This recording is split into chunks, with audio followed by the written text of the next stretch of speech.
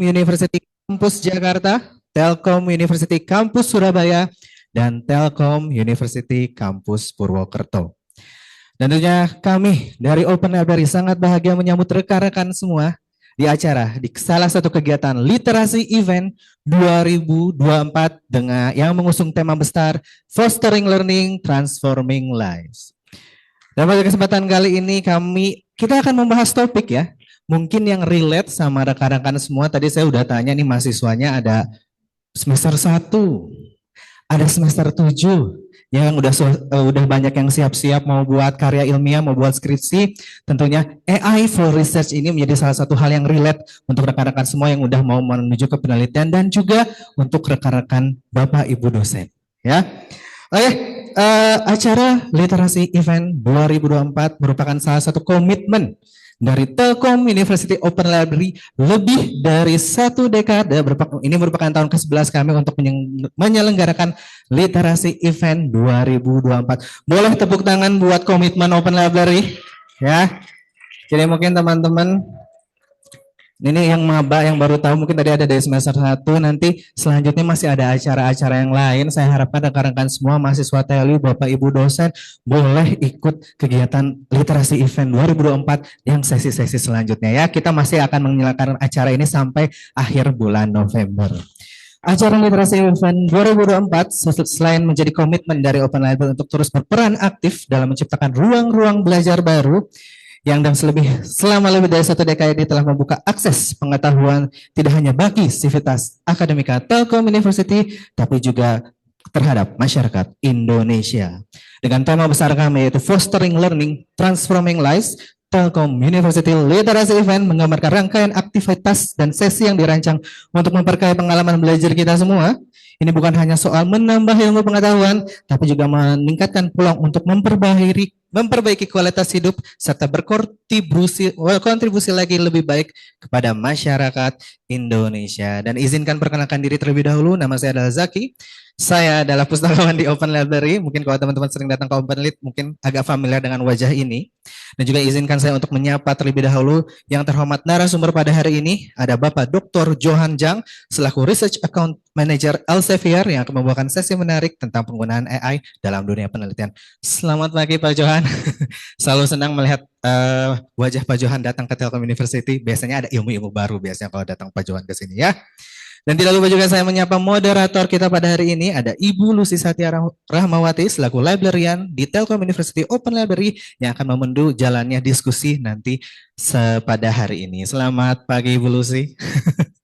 Selalu senyum semangat ya Ibu Lucy ya. Dan mohon izin untuk membacakan terlebih dahulu susunan acara pada hari ini. Tadi sudah kita lewati pembukaan ya rekan-rekan.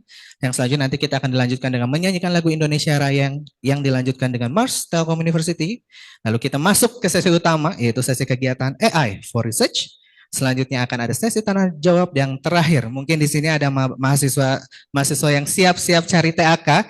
Jadi teman-teman wajib mengikuti kegiatan ini sampai selesai. Nanti kita ada pemberian link feedback atau ring presensi untuk rekan-rekan semua yang harus diisi untuk keperluan e-sertifikat. Baik hadirin, sebelum acara ini berjalan agar acara ini berjalan dengan lancar dan penuh keberkahan, mohon izin agar kita berdoa terlebih dahulu dan mohon izin agar doa dipandu oleh saya. Kami persilakan berdoa menurut kepercayaan dan agama masing-masing. Berdoa dimulai.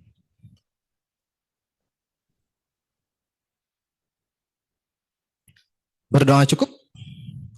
Selanjutnya, mendengarkan lagu Kebangsaan Indonesia Raya dilanjutkan dengan Mars Telkom University. Hadirin dimohon berdiri.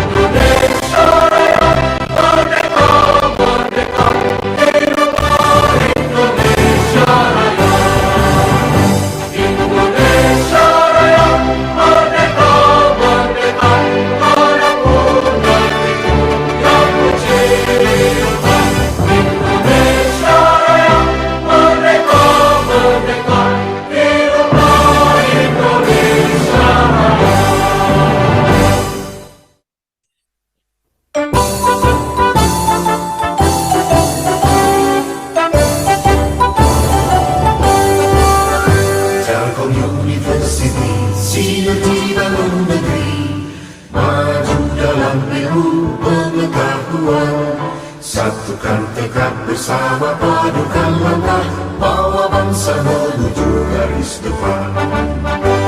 Raih cita, rajut asa, singsingkan lengan, tingkatkan inovasi, unggulan dan prestasi, semua demi keluhuran bangsa, masyarakat adil sejahtera.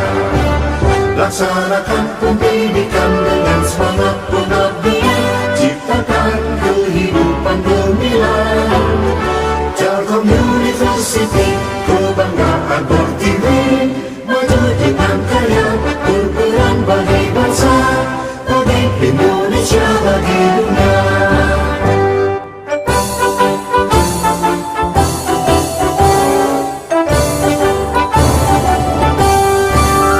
Telkom University, sinergi bangun negeri, maju dalam ilmu pengetahuan, satukan tekad bersama, padukan langkah, bawa bangsa menuju garis depan.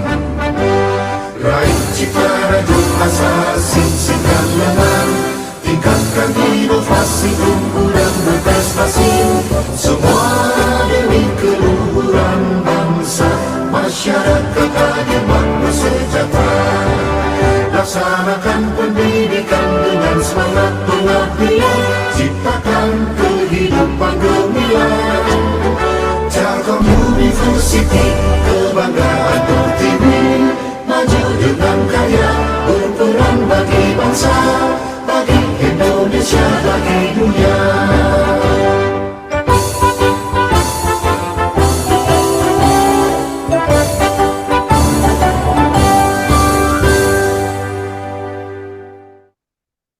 Hadirin dimohon untuk duduk nyaman kembali. Oke. Izin untuk rekan-rekan yang baru datang, silahkan menempati tempat duduk paling depan. Di depan kebetulan masih kosong. Ya. Oke, baik rekan-rekan semua, kita langsung saja masuk ke dalam sesi acara pada hari ini, yaitu sesi Literasi Event 2024 dengan sesi kegiatan AI for Research. Dan tentunya sebelum dimulai, izinkan saya membaca profil dari moderator kita pada hari ini. Ada Ibu Lucia Satya Rahmawati. Beliau ada pustakawan di Telkom University Open Library yang sekarang menjabat sebagai Kepala Urusan Administrasi dan Layanan Perpustakaan. Beliau memiliki lebih dari 12 tahun pengalaman sebagai pustakawan. Ibu Lucy sekarang sedang melanjutkan pendidikannya di program Magister Ilmu Komunikasi Telkom University, dan beliau aktif dalam berbagai asosiasi seperti Gerakan Pemasyarakatan Minat Baca dan Forum Perpustakaan Perguruan Tinggi Jawa Barat, di mana beliau menjabat sebagai Kepala Komisi Hubungan Masyarakat dan Kerjasama. Dan di antara prestasi yang tadi raihnya, Ibu Lucy terpilih sebagai juara 2 dalam Best Practice Library Innovation National Competition pada tahun 2024 dan beberapa kali menjadi finalis di kompetisi pustakawan terbaik tingkat provinsi.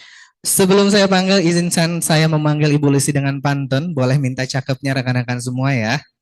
Oke. Mentari. Oh, sorry, terlalu semangat sepertinya.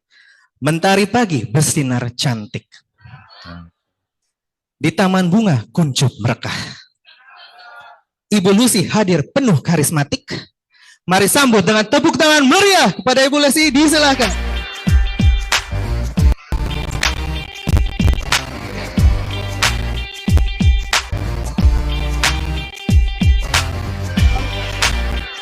Terima kasih Mas, yang sangat-sangat aneh. Baik, Assalamualaikum warahmatullahi wabarakatuh.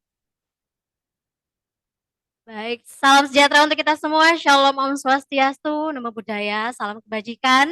Hadirin, perkenalkan, nama saya Lucy Satya Rahmawati yang tadi juga sudah dikenalkan oleh MC ya, Mas Zaki.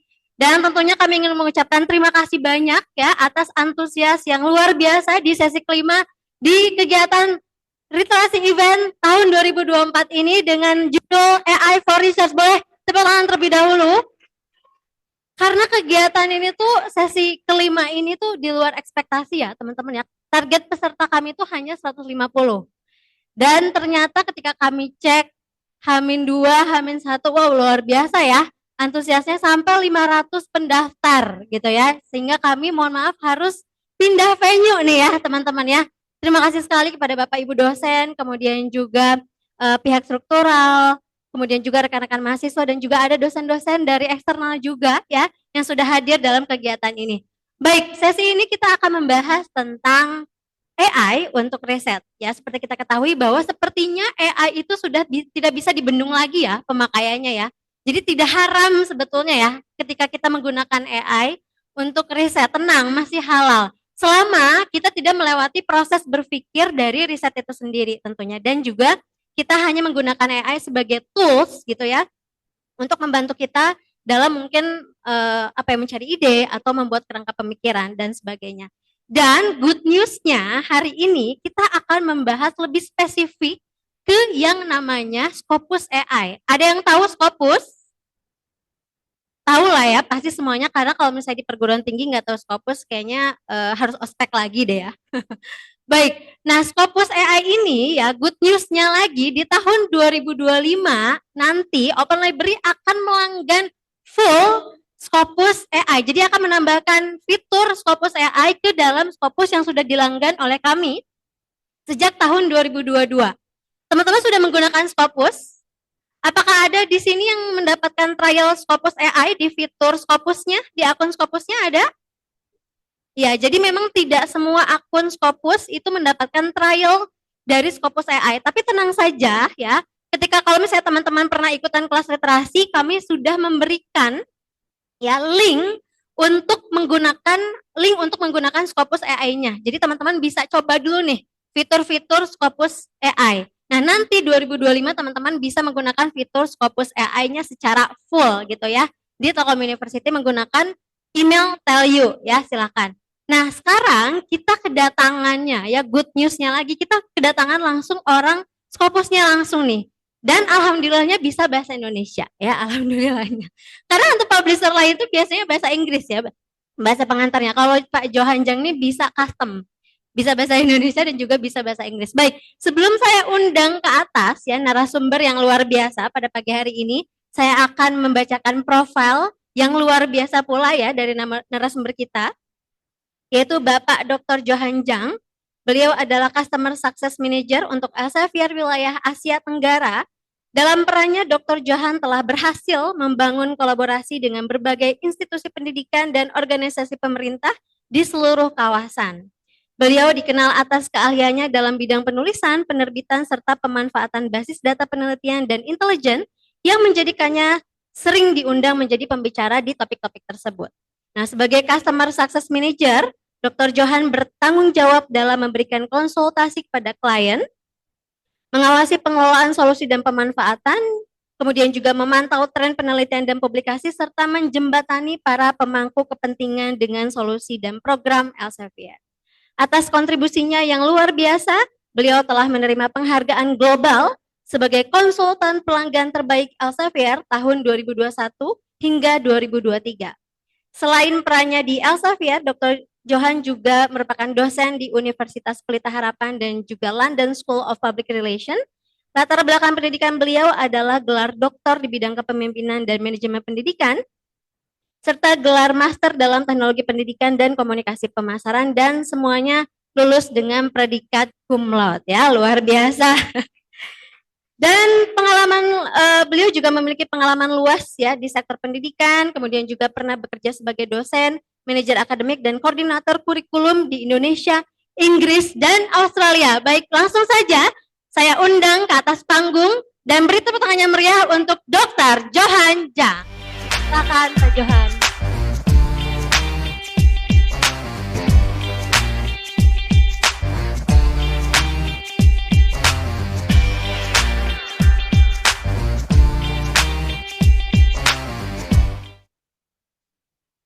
Ya, selamat pagi Pak Johan. Selamat pagi semuanya. Selamat pagi, Bu Lucy. Oh ya, saya juga ingin memberikan penghormatan juga nih untuk Associate Profesor Bapak Agus Pratondo PhD. Terima kasih Pak Agus yang sudah membersamai kami juga dari tadi Pak Johan datang sampai sekarang Pak Agus Pratondo juga sudah membersamai kami. Boleh tepuk tangan terlebih dahulu untuk Pak Agus. Ya, boleh Bapak. Ada yang bisa dibantu Pak untuk persiapannya? Ya. Baik, sambil Pak Johanjang bersiap ya, mungkin teman-teman dari handphonenya nih bisa buka-buka lagi nih, ingat-ingat lagi, aduh Scopus tuh yang kayak gimana ya, kalau misalnya mungkin teman-teman ada yang jarang buka Scopus gitu ya, boleh teman-teman buka dulu Scopusnya ya, biar nanti connect gitu ya, apa yang diterangkan Pak Johan dengan apa yang teman-teman bisa lihat, fitur-fitur Scopusnya bisa dilihat juga ya. Dan sebagai informasi kalau misalnya masuk Scopus, kalau misalnya teman-teman di Telkom University ataupun di luar kampus, bisa masuk menggunakan email Teliu. Kalau mahasiswa biasanya emailnya itu adalah username Igrasias, student atau students.telkomuniversity.ac.id. Kalau dosen ataupun pegawai bisa username Igrasias @telkomuniversity.ac.id. Jadi bisa dilihat ya, fitur Scopusnya, jangan-jangan teman-teman tidak sadar bahwa oh ternyata saya sudah diberi trial nih oleh Scopus gitu ya untuk Scopus AI-nya. Nah boleh di-sharing dong ke teman-temannya ya nanti. Karena saya juga belum dapat nih trial Scopus AI gitu ya. Jadi yang di perpustakaan yang baru mendapatkan trial Scopus AI itu adalah akun Scopusnya Mas Zaki dan juga Bu Irma gitu ya, pustakawan di Telkom University kan. Jadi saya sering pinjam nih akun Scopusnya untuk menyusun tesis ya. Karena saya juga lagi pusing-pusing ganggu gitu lah Pak ya kalau untuk nyusun tesis. Oke, sudah siap sepertinya Pak Johan? Baik, the time is yours Pak Johan, silakan. Oke, terima kasih Bu Lucy. Selamat pagi sekali lagi semuanya. Selamat pagi. Ya, terima kasih sekali untuk undangannya. Ya, ramai sekali nih kalau dilihat sampai penuh sampai belakang dan masih ada yang berdatangan lagi ya. Jadi semoga rekan-rekan di sini ya pagi hari ini bisa dapat ilmu baru ya, bisa dapat sesuatu yang berguna ya untuk risetnya ke depan gitu ya dan juga untuk pembelajaran ke depan. Tadi sudah sedikit diperkenalkan. Nama saya Johanjang ya. Sebenarnya ada sedikit pergantian dari Customer Success Manager ke Research Account Manager ya secara title, tapi nggak penting, intinya sama aja gitu ya. Saya datang dari Elsevier ya untuk wilayah Asia Tenggara dan karena saya orang Indonesia, betul kata Bu Lucy tadi ya, tentu membawakan materinya dalam bahasa Indonesia.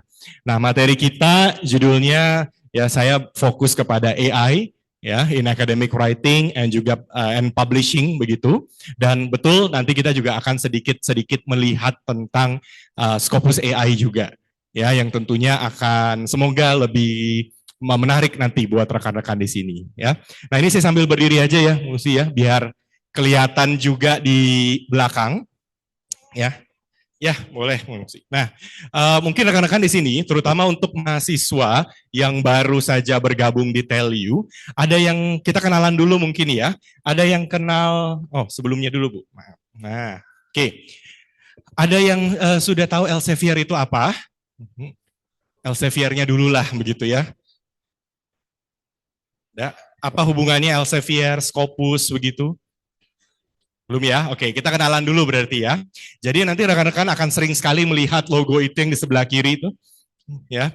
Nah, ini logo yang biasanya menempel pada artikel-artikel penelitian begitu ya. Nah, Elsevier itu sebenarnya adalah nama perusahaan.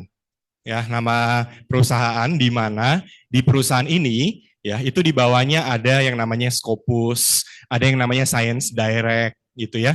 Ada juga mungkin rekan-rekan kalau kenal Mendeley ya, itu juga part dari Elsevier dan lain-lain. Nanti kalau dicek di website banyak sekali lah begitu ya. Tapi nama perusahaan induknya adalah Elsevier. Nah, Elsevier ini adalah perusahaan yang sudah lumayan lama ya. Ada yang tahu kira-kira berapa tahun usianya? 50 tahun ada nggak kira-kira? Kenapa? Ada, oke, ngangguk-ngangguk ada gitu ya. 100 tahun? Ada, 100 tahun usianya. Oke, Elsevier itu kalau kita cek ya di websitenya, itu pertama kali ya, itu berdirinya sebenarnya pada tahun 1580. Ya, jadi ya udah lama banget gitu ya. Nah, kemudian resminya sebagai satu perusahaan, ya itu tahun 1880. Jadi ada jeda 300 tahun. Ya, kenapa? Karena dari tahun 1580 sampai 1880 ini perusahaan nggak jelas perusahaan apa gitu. Ya.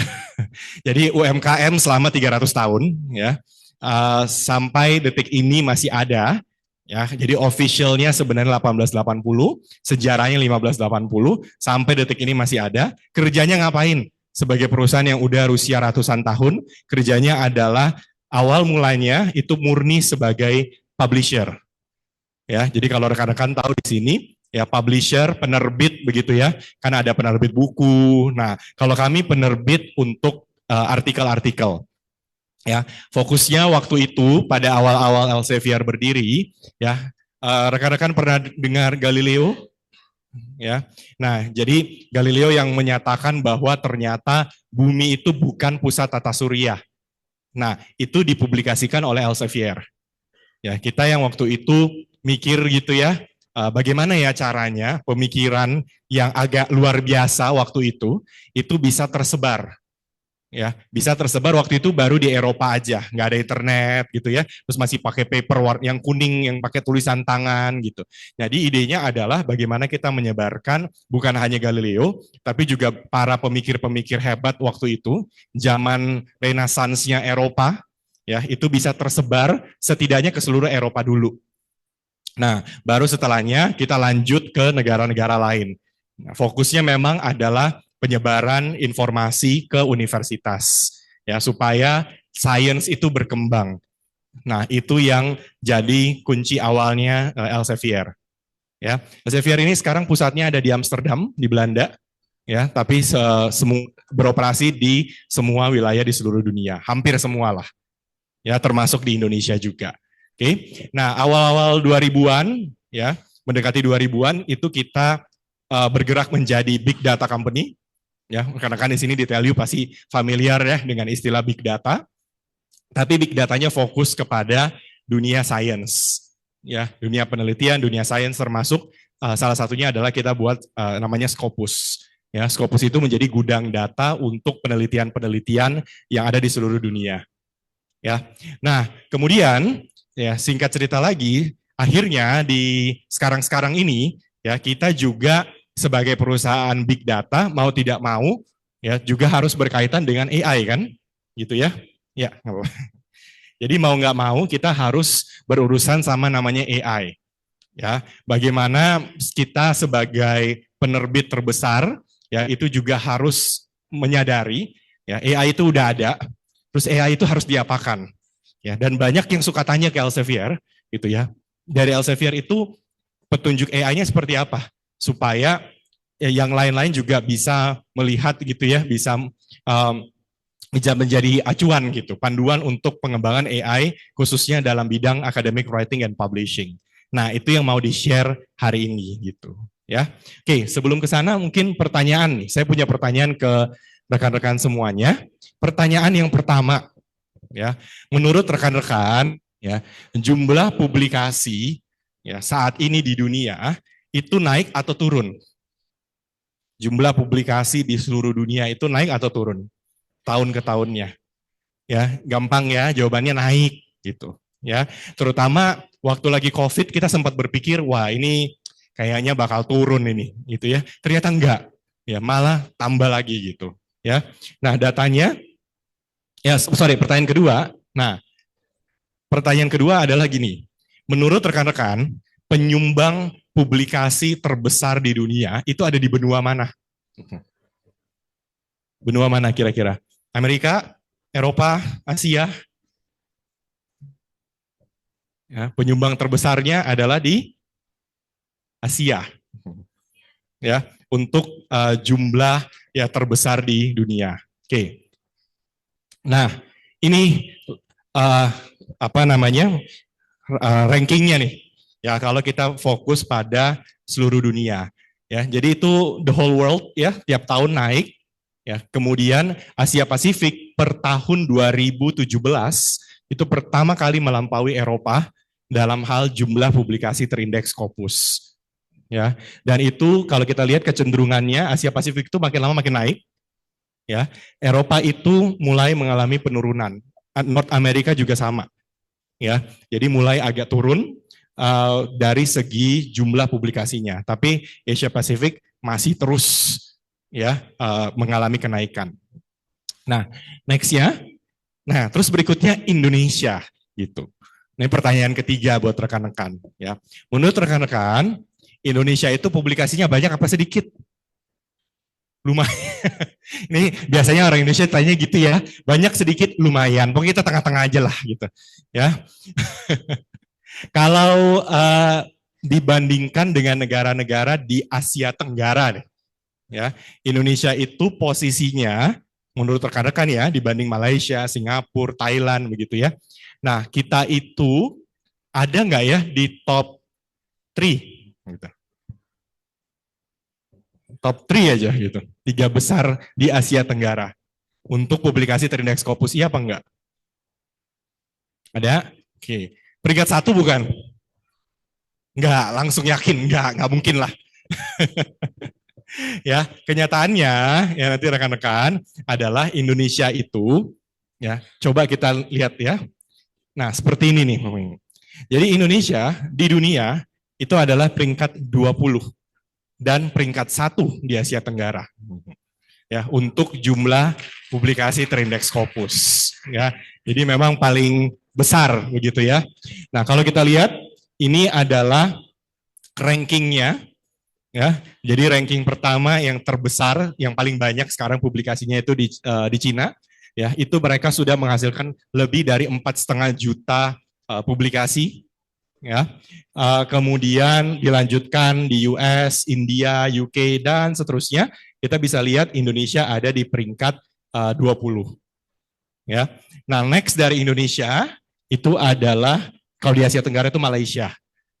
Ya, jadi kalau di Asia Tenggara itu sekarang terbesar nomor 1-nya Indonesia, kedua Malaysia, ketiganya adalah Thailand. Ya, nah dan selanjut seterusnya. Oke, ini wajar ya. Kenapa wajar? Karena jumlah penduduk Indonesia itu paling besar. Kalau kita nggak nomor 1 agak aneh juga gitu. Ya, karena secara jumlah penduduk kita berapa kali lipatnya Malaysia, ya, kita bahkan hampir kita 2 kali lipatnya Filipina dan lain-lain gitu. Jadi memang sudah seharusnya dan sepantasnya ya secara jumlah kita nomor 1. Oke, nah terus gini, meskipun secara global itu terjadi peningkatan, Indonesia juga tiap tahun juga meningkat begitu ya.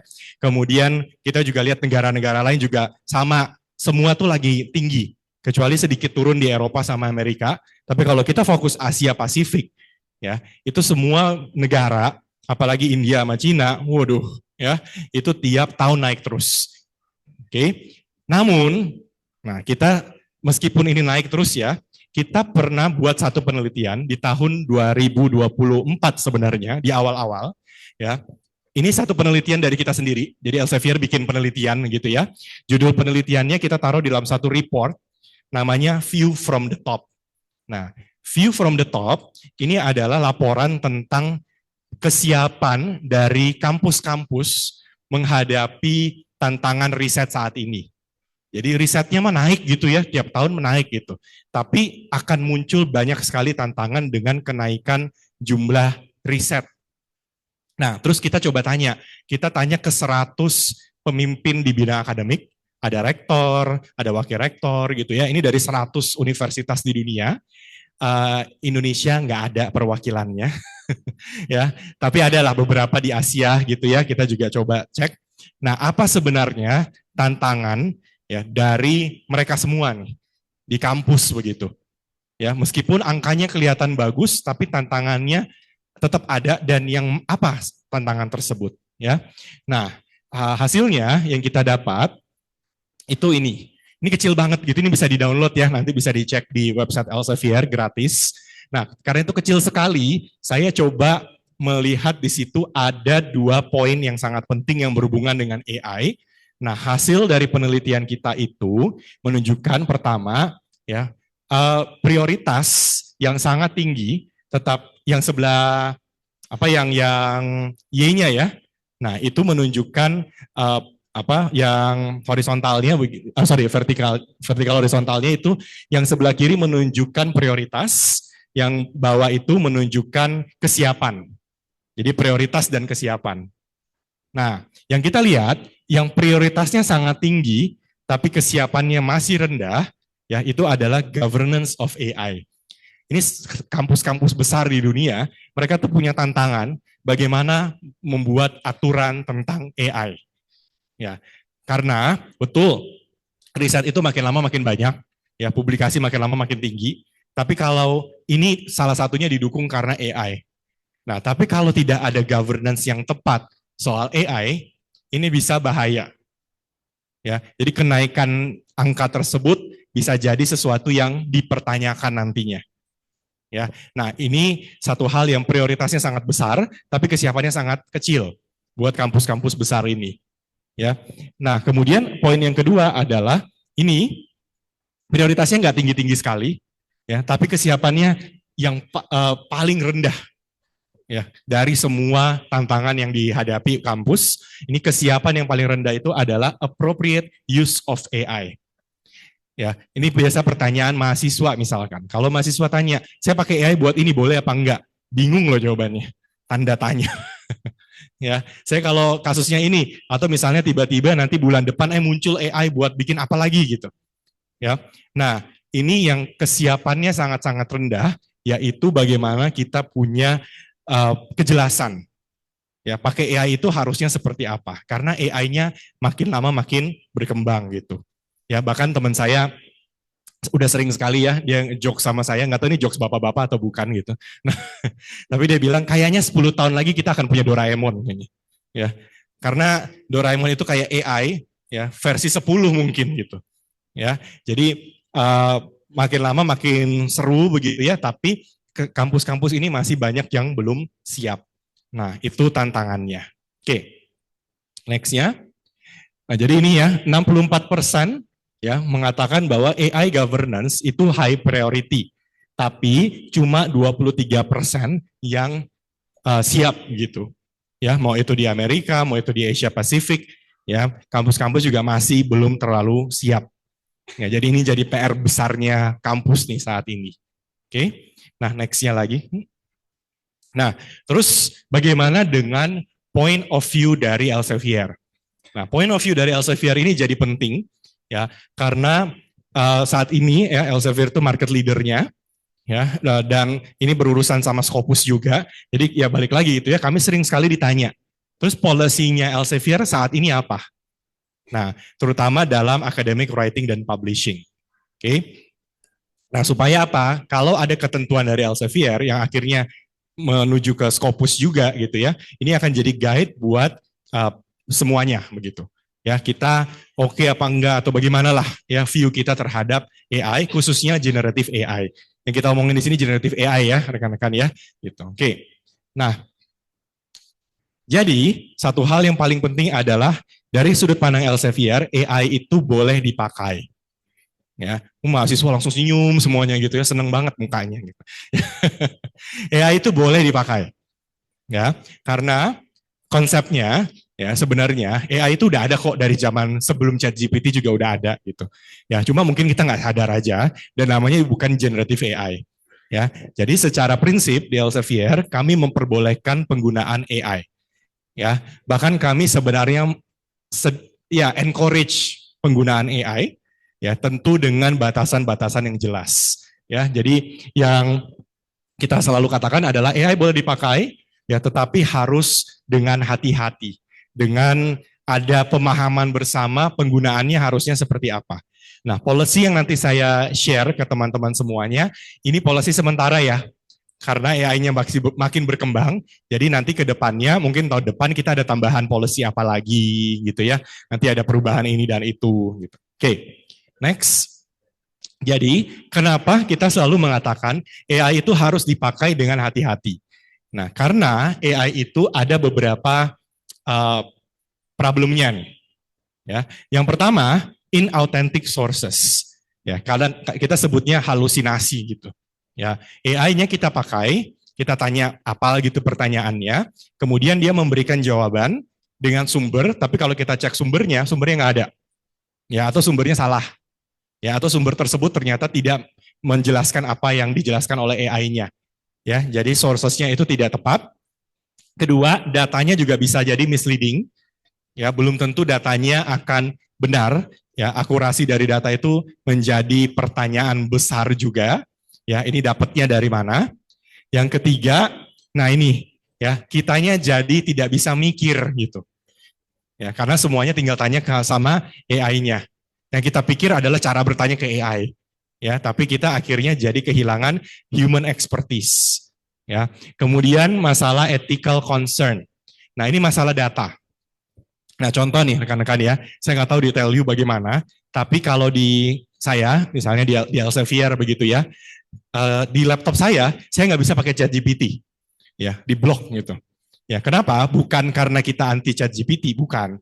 Tapi masalahnya adalah data kami tidak boleh masuk ke ChatGPT. Ya, misalkan nih, misal ya, saya punya datanya tell you tentang apalah gitu ya, saya masukin ke ChatGPT gitu. Dan ini data yang sangat penting gitu. Ya, itu berarti datanya akan ke host di sana gitu, kesimpan di sana. Ya, sama nih, data Elsevier juga begitu. Ya, saya punya datanya Elsevier yang sangat-sangat penting, itu boleh saya masukkan ke sana karena itu nanti menyangkut ethical concern. Kalau rekan-rekan di sini mungkin nggak ada yang di bidang medis ya. Nah, tapi kalau misal anggaplah dokter gitu. Ya, seorang dokter, dia bingung, ini pasiennya sakit apa ya? Udahlah saya capek diagnosa, saya masukin aja lah ke ChatGPT, suruh dia mikir. Ya, ini dia sakit apa? Nah, berarti ya data pasien itu udah bocor gitu. Ya, nah itu yang menjadi masalah ethical concern di sini. Oke, sama halnya dengan jadi kalau di Elsevier kami punya AI sendiri. Ya, kami bikin AI sendiri supaya semua data yang kami masukkan ke AI internal ya itu masih aman begitu. Ya. Nah, terus masalah ini konteks. Ya, AI sih makin lama makin pintar betul gitu, tapi ya konteks itu ya adanya sebenarnya di kita. Ya, kita yang betul-betul paham konteksnya ini apa sehingga jawabannya akan lebih pas sesuai dengan konteks tersebut. Ya, nah lalu security and privacy kita nggak pernah tahu datanya diapain gitu ya. Nah ini juga kalau masih ingat tahun lalu apa 2 tahun lalu ya Facebook pernah dipanggil untuk mempertanggungjawabkan soal data sama senatnya US gitu ya. Nah kita tinggal menunggu waktu aja sampai sesuatu yang besar terjadi ya. Terus OpenAI dipanggil untuk mempertanggungjawabkan soal security data gitu ya. Nah kemudian sama ini, lack of creativity and originality. Jadinya kita ya jawabannya begitu-begitu aja gitu ya. Nah ini semuanya hal-hal yang jadi tantangan AI yang kita juga sudah tahu, kita sudah paham, sehingga kita harus lebih clear nanti bagaimana approach AI-nya. Oke. Nah, jadi kita sudah punya policy-nya, ya policy ini berlaku buat Elsevier, dan kita juga sebarkan ke para jurnal-jurnal yang terindeks Scopus juga, ya supaya bukan berarti mereka harus ikut 100% sama Elsevier gitu, tapi ini menjadi rekomendasi kami ya. Dan tadi ya catatannya adalah kita akan melakukan adjustment atau refine lagi policy-nya kalau memang AI-nya nanti ada perubahan ya. Oke, jadi AI itu boleh dipakai buat apa? Kalau buat Elsevier jawabannya satu, adalah meningkatkan readability and language of the work. Ya, artinya AI itu boleh dipakai simpelnya untuk paraphrasing. Ya, jadi rekan-rekan ketiknya tetap ketik sendiri, bikin sendiri gitu ya. Nah ujungnya rekan-rekan mau pakai AI buat meningkatkan language-nya itu nggak masalah. Ya, itu satu hal yang kami oke-oke saja. Silakan, ya misalnya bahasa Inggris saya nggak terlalu bagus, ya udah ketik sendiri dulu aja, meskipun grammarnya agak-agak berantakan begitu ya, nanti bisa minta AI untuk mencoba membenarkan. Itu kami masih oke. Ya. Nah, next ya. Tapi ini nggak boleh nih. Ya, yang tidak boleh dilakukan, pertama itu adalah producing scientific work, pedagogic or medical insight. Ya, produce, kata kuncinya itu producing. Jadi AI ini yang memproduksi tesisnya, AI yang memproduksi skripsinya gitu. Ya, benar-benar dari nol tiba-tiba muncul skripsi gitu, muncul paper. Ya, nah itu tidak diperbolehkan. Itu pertama. Yang kedua, pedagogic. Ya, jadi untuk kebutuhan membuat kurikulum gitu ya. Nah, itu juga tidak. Apalagi yang ketiga, ini lebih parah lagi, medical insight. Ya, contoh dokter tadi kasih data pasien, suruh AI-nya mikir ini dia sakit apa gitu. Ya, nah atau yang berikutnya drawing scientific conclusion. Ya, nah apalagi providing clinical recommendation gitu. Ya, jadi kalau misalkan kita sudah punya skripsi, tesis sudah jadi, penelitian udah jadi, begitu ya, conclusion-nya harus datang dari kita, bukan datang dari AI-nya. Apalagi kalau rekan-rekan nanti kalau ada kenal misalkan teman-temannya yang ambil kedokteran begitu ya, waduh, clinical recommendation itu paling nggak boleh. Ya, bayangkan kalau AI-nya kasih clinical recommendation, ya, oke, minum obat ini aja gitu, kata AI-nya. Ya, terus dokternya bilang, oke, kamu minum obat ini. Terus ternyata obatnya salah, siapa yang tanggung jawab? Ya, nah sama misalnya rekan-rekan bikin jembatan gitu, ya hitung-hitung bikin jembatan apa di engineering, terus jembatannya roboh, siapa yang mau tanggung jawab gitu? Ya, nah hal-hal yang begini yang kenapa kemudian AI tidak boleh mengambil kesimpulan dari penelitian gitu, ya. Nah, next ya, apa yang author harus selalu ingat setiap penggunaan AI itu adalah kewajiban kita sebagai manusia. Ya, harus ada yang namanya human oversight. Boleh pakai AI, cari-cari dokumen, buat paraphrasing gitu ya, silakan. Tapi ya kita sebagai manusia harus punya tanggung jawab di sana. Ya, harus punya human oversight-nya. Nah, kenapa begitu? Nah, karena gini, because the authors are ultimately responsible and accountable for the content of the work. Dengan kata lain, kalau terjadi apa-apa dengan artikel kita, yang tanggung jawab itu kita, bukan AI-nya. Ya, kalau ada clinical recommendation yang dibuat, yang tanggung jawab dokternya, bukan AI-nya. Sama, rekan-rekan juga gitu. Ya, kalau ternyata ketahuan, oh ini datanya ternyata salah, ini rekomendasinya ternyata tidak pas, berarti yang akan bertanggung jawab adalah authornya dan co-authors juga loh. Ya, ini misal aja ya, teman-teman bikin penelitian sama dosen, ya sama bapak ibu dosen. Terus nama pertamanya nama teman-teman sebagai mahasiswa, nah co-authorsnya bapak ibu dosennya, gitu ya. Terus ternyata teman-teman pakai AI, ya untuk buat kesimpulan atau buat rekomendasi begitu. Nah, terus akhirnya publish, bener nih publish gitu ya, lolos, publish, selesai, ternyata datanya salah atau apa, yang kena itu bukan cuma mahasiswa, semua co-authorsnya kena, semua dosennya kena. Ya, dan itu ada beberapa kasus yang saya tahu sampai dosennya aja dipanggil sama komisi etik gitu. Ya, komisi etika untuk akademik. Padahal dosennya bahkan tidak tahu bahwa mahasiswanya pakai AI. Nah, itu panjang tuh urusannya. Ya. Nah, jadi kita harus selalu ingat bahwa ujung-ujungnya yang tanggung jawab itu kita. Ya, apapun kesalahan yang dibuat AI, ujung-ujungnya kita yang harus take responsibility. Ya. Oke, next ya. Nah, kemudian ya kalau pertanyaannya begini, ini policy lain lagi ya, boleh nggak pakai AI untuk cek grammar dan spelling error, terus saya pakai software yang ada AI-nya? Ya, jawabannya boleh, gampang. Karena ini sudah sebenarnya dilakukan bertahun-tahun yang lalu juga udah gitu. Ya, sadar nggak sadar kalau kita pakai software yang cek grammar gitu ya, cek grammar, cek spelling, itu mah terserah nggak apa-apa gitu. Ya, bagaimana kalau di dalam softwarenya ada AI-nya? Ya nggak apa-apa juga gitu. Ya, itu bukan hal yang perlu kita ributkan kalau soal beginian. Ya, nah next lagi. Nah terus ini reference manager. Ya, bagaimana kalau saya pakai reference manager? Ya, misalnya kayak Mendeley gitu ya atau yang lain. Terus di dalam reference manajernya itu ada AI-nya. Boleh nggak? Ya, jawabannya boleh. Enak ya, semuanya boleh gitu. Ya, jawabannya juga boleh. Oke, kalau dalam softwarenya ada AI-nya, terus misalnya AI itu melakukan pengecekan terhadap referensi, ya. Contoh nih ya, rekan-rekan pakai referensi ada 30. Terus ini mau dicek, ya, ini linknya udah benar semua atau belum gitu ya. Ini apakah semuanya sudah APA style, ini apakah sudah benar gitu ya. Minta AI-nya cek. Nah, itu nggak masalah.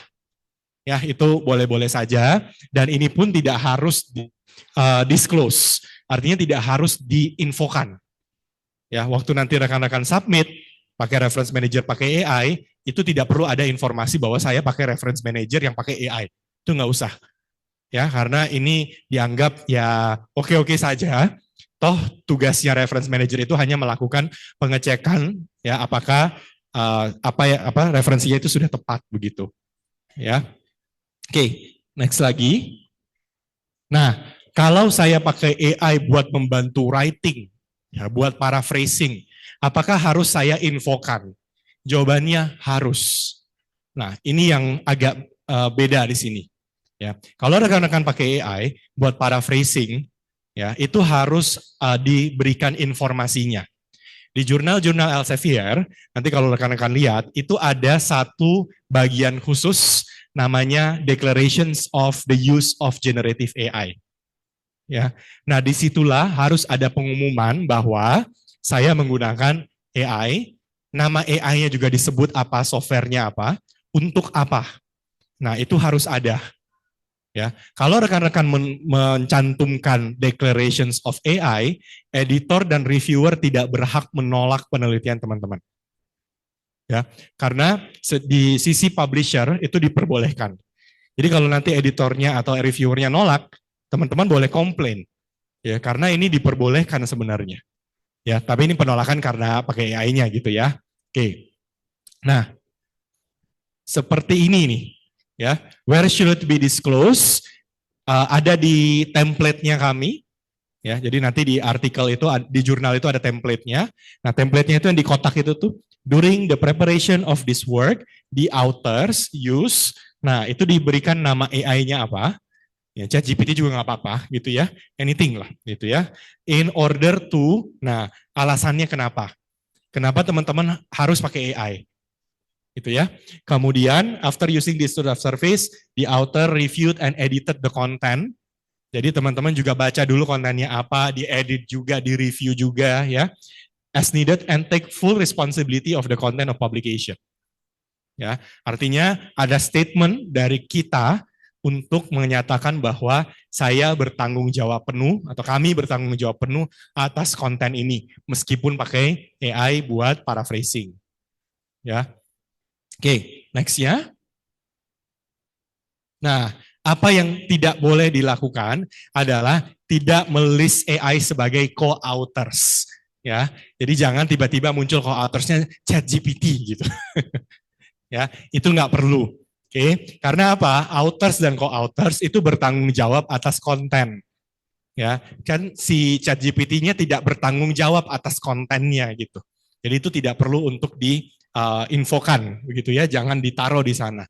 Oke. Nah, kenapa ini lumayan penting ya soal beginian teman-teman? Karena ya, kenapa kita harus disclose, kenapa kita harus umumkan, ya, kenapa kita harus menyatakan bahwa saya pakai AI, karena kalau kita pakai AI, tapi kita tidak menyatakan kita pakai AI, dan ketahuan belakangan, nah teman-teman pernah dengar istilah retracted papers? Nah, retracted papers itu adalah paper yang sudah publish, ya, terus ketahuan melakukan pelanggaran etika, akhirnya ditarik papernya, nggak jadi publish. Ya, sekarang kalau cek di Scopus, ya di scopus.com, teman-teman coba aja cari artikel apa, kata kunci apa gitu ya. Nanti sebelah kanan, sebelah kiri, teman-teman bisa lihat ada satu filter khusus banget kita ciptakan namanya retracted. Gitu. Ya, itu bisa diklik. Jadi kita bisa lihat paper-paper yang tidak jadi dipublish. Ya, sengaja buat efek jerah gitu. Ya, jadi author-author ini mereka melakukan pelanggaran etika. Sebagian besar itu adalah AI, dan AI-nya tidak didisclose, tidak diinfokan. Jadi papernya udah publish, terus baru ketahuan belakangan, akhirnya paper itu ditarik, nggak jadi. Ya, ini terutama paper-paper awal-awal tahun 2024. Ya, karena tahun awal-awal 2024 ini kan AI-nya juga masih baru gitu ya. Editor-editor jurnal juga belum kenal, oh ternyata AI bisa bikin paper ya. Ya ini Januari tahun ini begitu ya. Nah, mereka belum terlalu familiar. Jadi lumayan banyak paper yang quote unquote lolos gitu. Ya, lolos, tapi kemudian sekarang diinvestigasi besar-besaran Ya, dan akhirnya paper-paper ini ditarik, di-retract semua gitu. Ya. Nah, ini kasus besar di beberapa negara, termasuk di Malaysia juga. Mereka bikin investigasi besar-besaran, ya, satu negara tentang paper yang pernah dipublikasikan. Nah, terus dicari itu semua, mana paper yang di-scan gitu ya, mana paper yang pakai AI dan tapi tidak disclose bahwa mereka pakai AI. Ya, terus itu diminta semua jurnalnya tarik papernya semua. Ya, karena apa? Kalau ini dilakukan, ya, dan nanti ada masalah, ya ini bisa berkepanjangan begitu.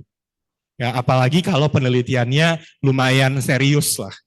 Ya, penelitian-penelitian medis, penelitian bidang kesehatan, farmasi, ya engineering, ya itu serius-serius semua tuh. Yang akibatnya kalau tidak bisa dipertanggungjawabkan, something happen to human life. Nah, terus siapa yang mau tanggung jawab? Nah, yang begitu-begituan tuh yang jadi permasalahan. Jadi sekarang retraction itu satu isu tersendiri, ya, satu isu besar yang muncul karena AI juga gitu. Dulu udah ada, tapi sekarang jadi berkepanjangan karena AI. Ya, kebayang nggak teman-teman? Misalnya ya, teman-teman udah publikasi di sebuah jurnal terindeks Scopus gitu. Ya, anggaplah Q2.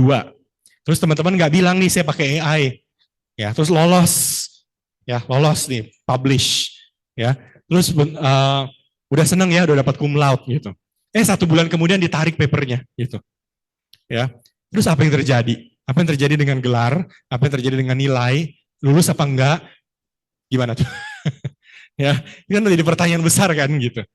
Ya, nah apalagi kalau udah S2, S3 gitu. Bayangkan kalau udah S3, terus dia publish, ya, terus habis publikasi, ternyata papernya harus ditarik, ya, karena ini ternyata pakai AI dan tidak didisclose. Nah, akhirnya gimana nasibnya? Apakah boleh sidang? Apakah boleh lulus? Atau ternyata lulus tapi ternyata habis itu ditarik? Nah, itu jadi masalah besar tuh. Ya, jadi ini akhirnya menjadi isu yang kelihatannya simpel ya, oh cuma copy paste yang tadi aja, tapi sebenarnya bisa panjang gitu. Ya. Oke. Nah, nextnya lagi, belum ke. Ya, oke. Nah, nextnya lagi adalah bagaimana kalau kasusnya bukan teks, tapi kasusnya adalah gambar. Nah, ini dia nih. Kalau pakai Canva kan sekarang bisa pakai Magic Media langsung muncul ya, gitu, atau pakai DALL-E dan lain-lain lah. Nah, kita bisa bikin gambar dari nggak ada jadi ada. Oke. Nah, bagaimana kalau kita menggunakan AI untuk membuat image? Ini nggak boleh. Ya, jadi image itu harus merupakan hasil dari si peneliti. Foto misalkan, ya itu harus hasil dari si peneliti.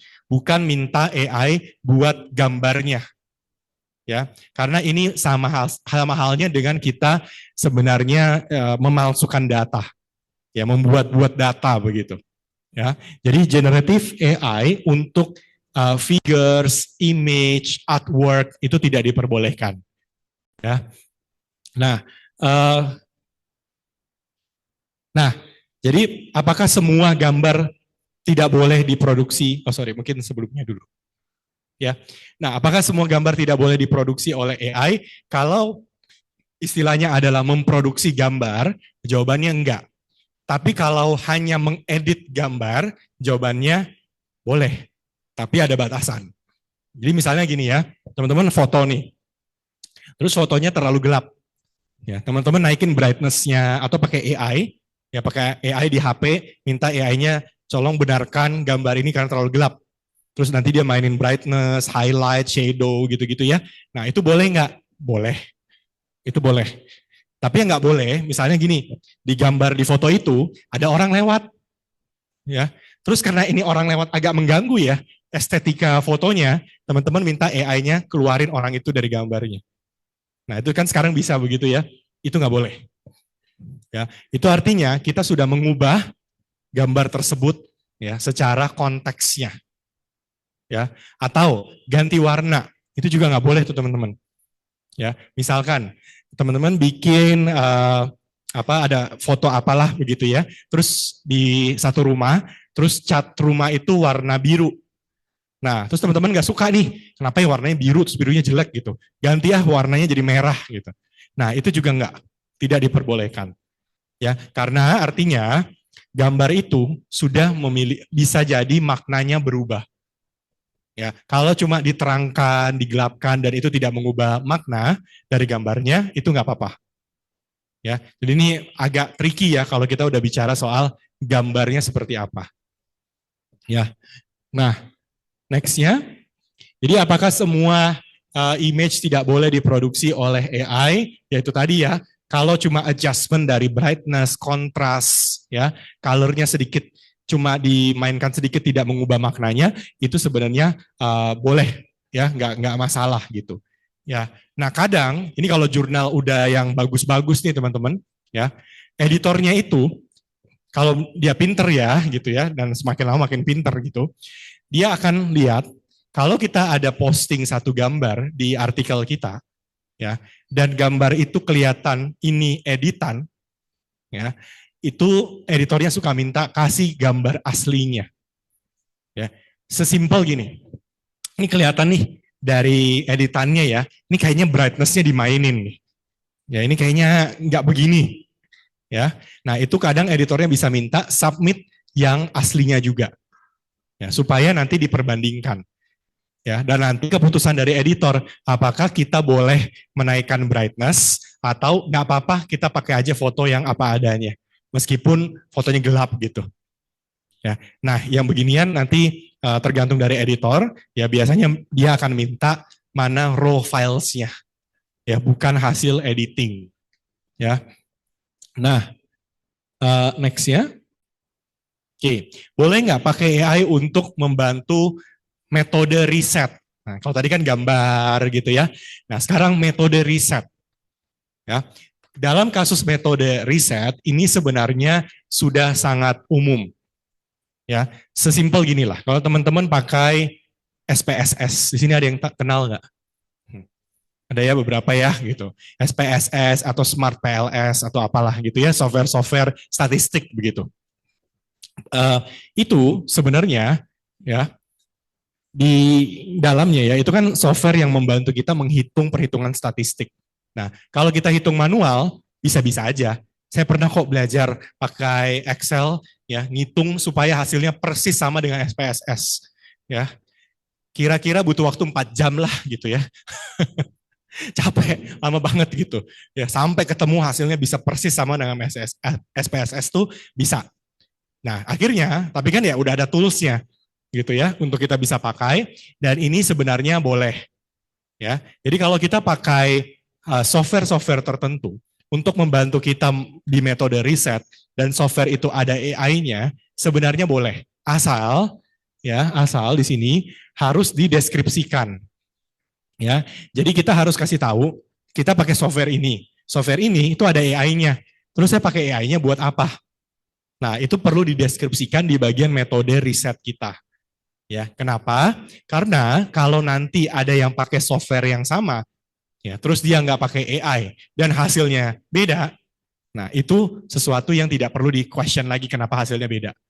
Atau kalau dia pakai AI-nya juga, hasilnya beda, berarti ada something wrong dengan AI-nya. Atau mungkin ada something wrong dengan datanya gitu. Ya, intinya peneliti berikutnya itu harus aware terhadap apa yang sebenarnya dilakukan peneliti sebelumnya. Ya. Nah, ini policy-policy dari Elsevier. Sekali lagi ya, policy ini sifatnya masih sementara. Ini policy tahun ini, tahun depan nggak tahu nanti nambah-nambah lagi gitu ya. Kita juga sempat ditanya bagaimana kalau AI-nya itu ya adalah AI yang melakukan pembenaran struktur artikel. Ya, jadi bukan cuma paraphrasing, strukturnya gitu. Nah, itu juga sesuatu yang lagi kita pikirkan gitu ya. Apakah it's okay atau sebenarnya enggak atau bagaimana gitu. Ya. Nah, dan AI lain-lainnya lagi yang masih panjang gitu. Ya, kalau rekan-rekan di sini nggak ada fakultas ini ya, musik nggak ada kan ya. Nah, saya pernah ditanya tuh, waktu itu ada satu fakultas, dia fakultas musik. Terus ditanya, ini bagaimana kalau aturannya dengan musik? Ayo loh. Ya, bagaimana kalau saya memproduksi sebuah arrangement, tapi arrangement musik itu saya dibantu sama AI supaya lebih nyambung antara bridge-nya sama ref-nya misalnya. Ya, itu boleh apa enggak? It's a good question, kita nggak punya aturannya. Gitu. Ya, belum punya tuh. Karena jarang banget yang memang dia musik terus dia bikin penelitian gitu. Ya, tapi ya ada aja. Nah, itu yang sesuatu kita harus bahas terus, kita harus ini terus ya, lihat terus nextnya seperti apa. Oke. Nah, buat Elsevier saat ini ya, karena kita itu tidak anti AI, kita malah mendukung AI sebenarnya dengan batasan-batasan tertentu, kita tentu juga mengembangkan AI-nya. Ya, AI yang kita kembangkan itu ada saat ini ya, itu ada yang sudah rilis, ada yang akan rilis. Ya, yang sudah rilis tadi dibahas sama Bu Lucy sedikit, itu adalah Scopus AI. Ya, nah ini saya coba demokan dulu ke teman-teman semuanya. Scopus AI itu seperti apa? Oke, kalau yang belum pernah pakai ya.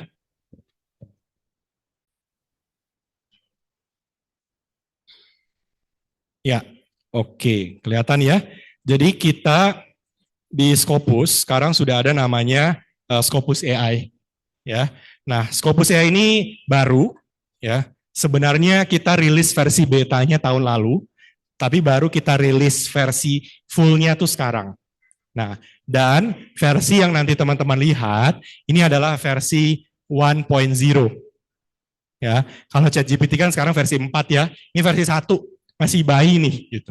Ya, apa yang bisa dilakukan oleh Scopus AI di sini adalah ya kita bisa bertanya ke Scopus AI tentang pertanyaan apapun ya, di mana nanti akan muncul jawabannya dan jawabannya itu menggunakan referensi terindeks Scopus. Ya.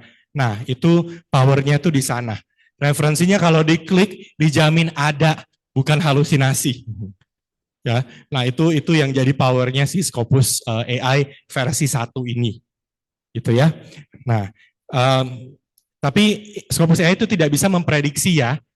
Ya. Jadi kita nggak bisa nanya tahun depan itu apa yang akan terjadi gitu ya. Itu nggak bisa karena basis datanya adalah penelitian sebelumnya. Dan kita mengambil dari tahun 2003. Udah cukup jauh lah 20-an tahun gitu. Ya. Nah, contoh di sini. Oh, oke. Boleh, boleh. Saya share screen juga ya karena ada yang di Zoom. Oh, oke. Kalau gitu sebentar. Buka WA dulu. Ya, teman-teman yang di Zoom juga bisa lihat ya. Ya, jadi kebetulan kan ada teman-teman dari kampus cabang nih ya, Bapak Ibu dan rekan-rekan mahasiswa dari Jakarta, Purwokerto, kemudian juga Surabaya yang join lewat link Zoom. Jadi kebetulan kalau tadi materinya bisa di-share screen oleh panitia, tapi ketika Pak Johan praktek mungkin nanti bisa share juga gitu ya ke rekan-rekan yang join via Zoom.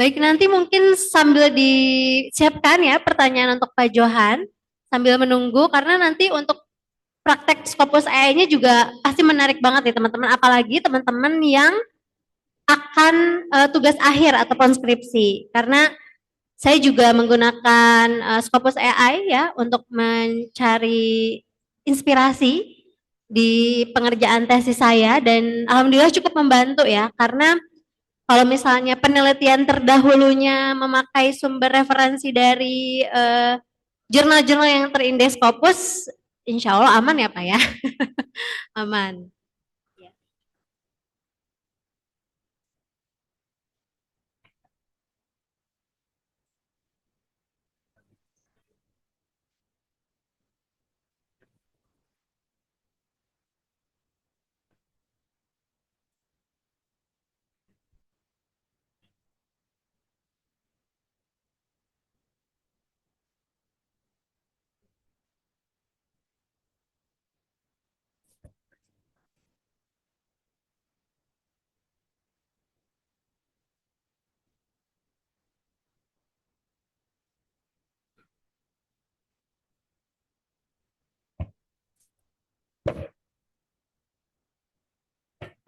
Sebentar ya, wifi-nya berputar-putar.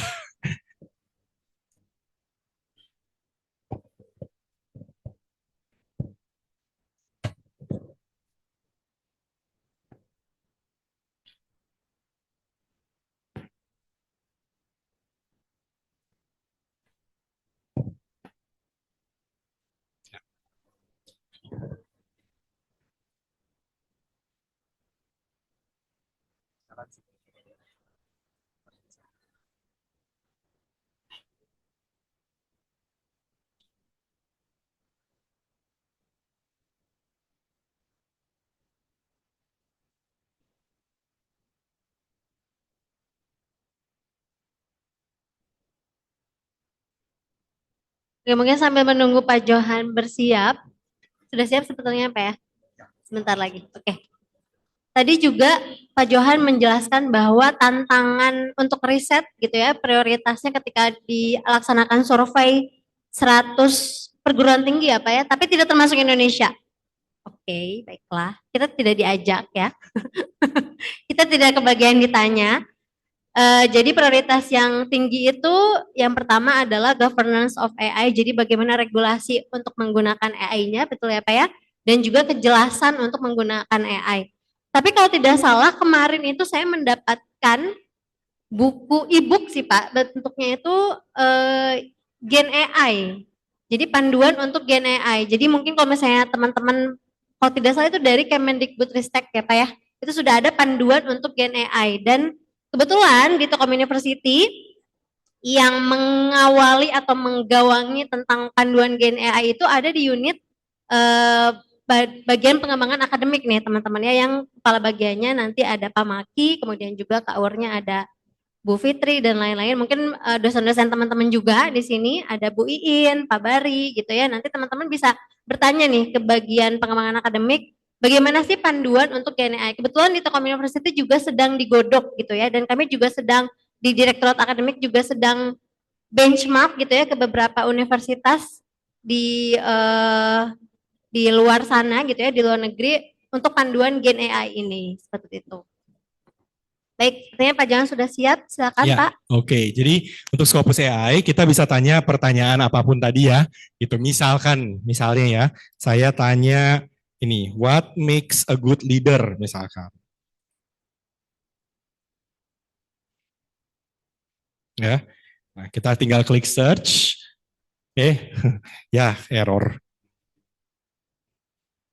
Bentar. Oh ini kayaknya karena saya pakai jaringan sini. Sebentar ya. Ya kayaknya. Kelok soalnya.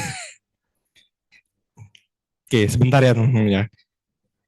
Karena kayaknya kalau jaringannya di sini tuh dia langsung, sorry, ini beginilah kalau laptop perusahaan ya. Terlalu sensitif.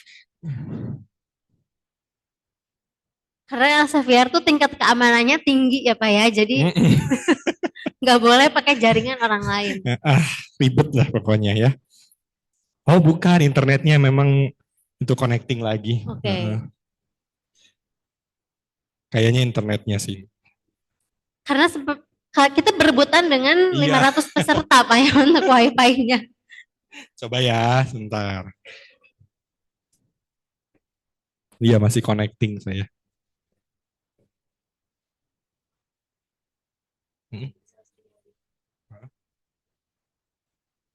Saya.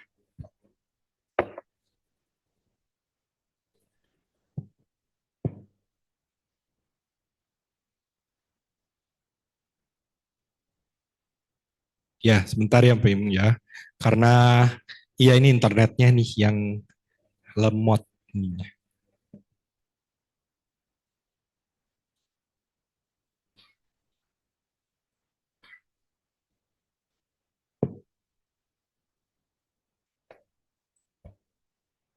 Oke. Oke. Nah, ya, oke. Ini udah.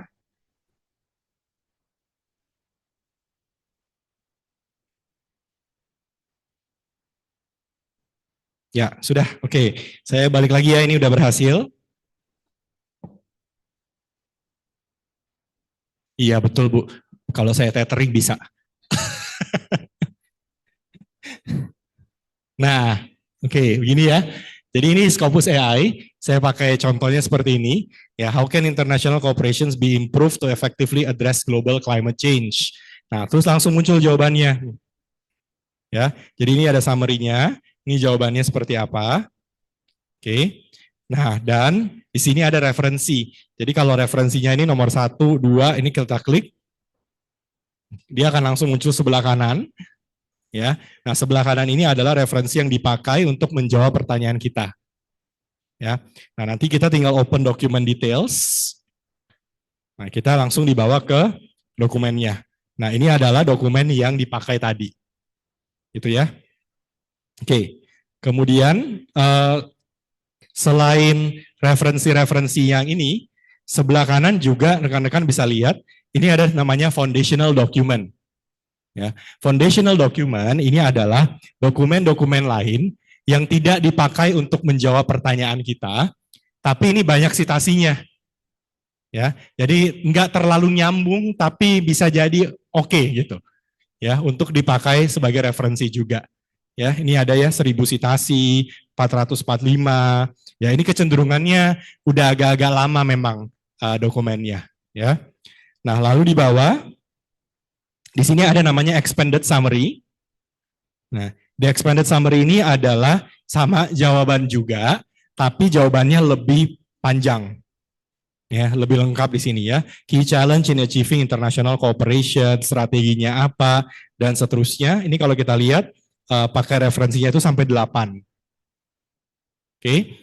Nah, lalu di bawah lagi, ini ada namanya concept map. Nah, concept map ini kalau kita klik, muncul semacam mind map. Nah, nih ya. Jadi ini adalah link konsep dari international cooperation itu ada tentang partnership, multilateral, ya climate alliances dan lain-lain. Ini pun kalau saya klik, misalkan ini ya, apa sih multilateral negotiation? Ini kalau saya klik, nah muncul lagi di sini. Apa arti dari nih? Ya, multilateral negotiation itu maksudnya apa? Ya. Nah, dan kita juga menyediakan topik expert. Kalau topik expert yang akan muncul adalah siapa ahli di pertanyaan yang kita tanyakan. Ya, jadi di sini akan langsung lihat seperti ini. Ya. Nah, dan terakhir itu ada go deeper. Go deeper ini adalah pertanyaan-pertanyaan lain yang mungkin masih berhubungan dengan pertanyaan kita, tapi jauh lebih spesifik. Ya, nah itu yang go deeper ini. Oke. Nah, update terakhir dari Scopus AI versi 1 ini adalah teman-teman boleh nanti dicoba, kita bisa tanya pakai bahasa Indonesia. Ya. Jadi contoh ya. Dijawabnya pakai bahasa Indonesia juga tidak, Pak? Enggak. Oh, tidak ya. Jawabannya tetap bahasa Inggris. Ya. Misalkan begini. Ya, nah apa sih ciri pemimpin yang baik misalkan? Ini pertanyaannya terlalu umum ya, tapi nggak apa-apa lah gitu ya. Nah ini langsung muncul to identify the traits of a good leader. Jadi si AI-nya udah ngerti bahwa pemimpin yang baik kalau ditranslate itu jadi a good leader. Ya ciri itu kalau ditranslate jadi traits. Nah itu langsung muncul ini adalah core traits of a good leader gitu. Nah ke bawahnya sama dan go deeper-nya itu berubah jadi bahasa Indonesia. Ya, jadi ini bagaimana seorang pemimpin dapat memotivasi timnya, ya, dapat mengelola konflik, bla bla bla. Ya, sama aja kalau kita klik. Nah, tapi nanti jawabannya tetap menggunakan bahasa Inggris, gitu. Nah, ini yang sudah ada, yang sudah rilis, ya. Jadi teman-teman di sini sudah sangat-sangat terbantu karena referensinya udah muncul di sini. Nah, satu hal yang selalu kami bisa pastikan di Scopus AI adalah kalau jawaban ini di copy paste, ya nanti plagiarismenya 100%, jamin. Ya, jadi sengaja supaya teman-teman enggak copy paste justru. Ya, boleh dipakai untuk cari referensi biar lebih cepat, tapi referensinya tetap harus dibaca dan diparaphrase sendiri, bukan untuk di copy paste jawabannya. Ya, nah ini yang Scopus AI. Terakhir sedikit saja informasi adalah selain Scopus AI, saat ini kita juga sedang mengembangkan Science Direct AI. Ya, Science Direct AI itu lebih powerful lagi, teman-teman. Kenapa? Karena pertama, prinsip ini sama, kita bisa tanya, nanti muncul jawaban. Tapi jawaban yang muncul, ya, Science Direct itu sekarang 92%-nya Q1, Q2. Ya, jadi bayangkan nanti jawaban yang muncul, teman-teman, itu kemungkinan besar dari jurnal Q1 atau Q2. Ya, nah plus full text lagi. Jadi kita bisa dapat PDF-nya juga. Ya, dan satu juga yang lagi kita kembangkan itu adalah kita bisa ngobrol sama artikel. Ya, jadi waktu kita lagi baca artikelnya, terus misalnya nih, ya, bagian metode risetnya terlalu panjang, kita nggak ngerti, ini gimana ya? Kita bisa tanya ke AI-nya, tolong sederhanakan bagian metode riset. Nah, nanti dia akan muncul tuh. Ya, jadi metode risetnya itu maksudnya begini loh.